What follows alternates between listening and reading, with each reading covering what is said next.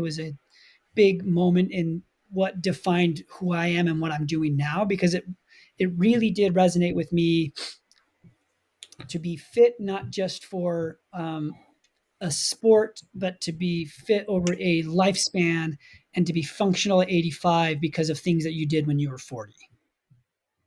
Because that kind of fits in perfectly with the next question. Because I love how like passionate and immersive you make yourself when you get into these sorts of things. And I mean, I watched 300 and thought, whoa, they're amazing. I went off and started doing powerlifting and stuff. And it's amazing how media can inspire, which is what your videos do to so many people.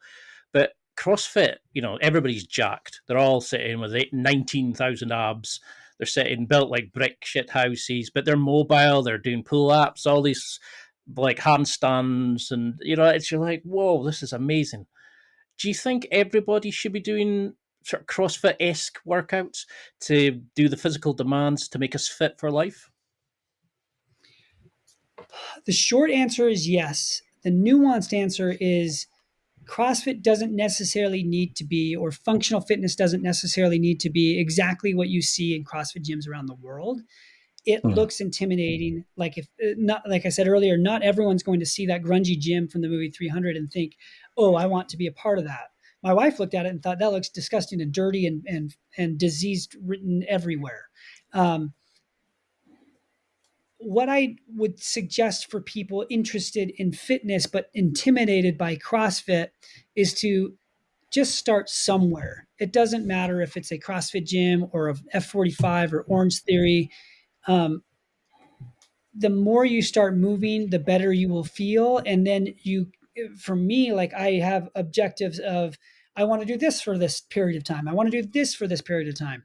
And Mhm. so CrossFit was my style of training for a very long time. And I still do it very regularly. It is the foundation of my fitness, but I do other things as well because I'm not just interested in this one thing.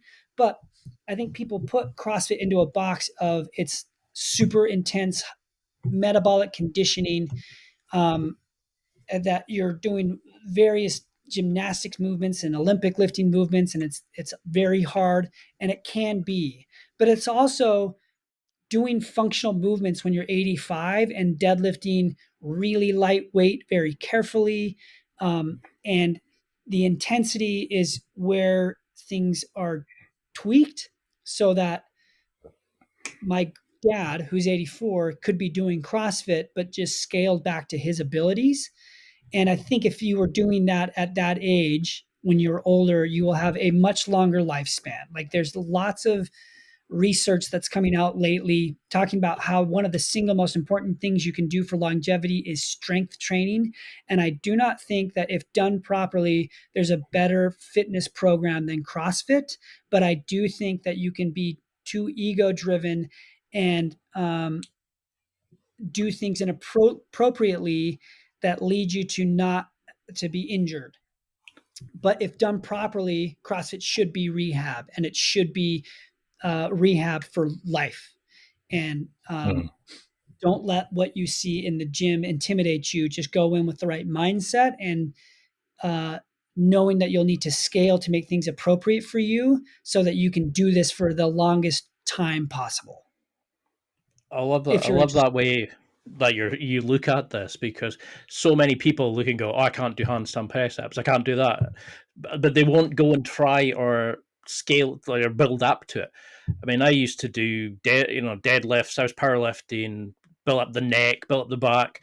Was doing over 200 kilogram for reps, and then I could be out of breath going up the stairs.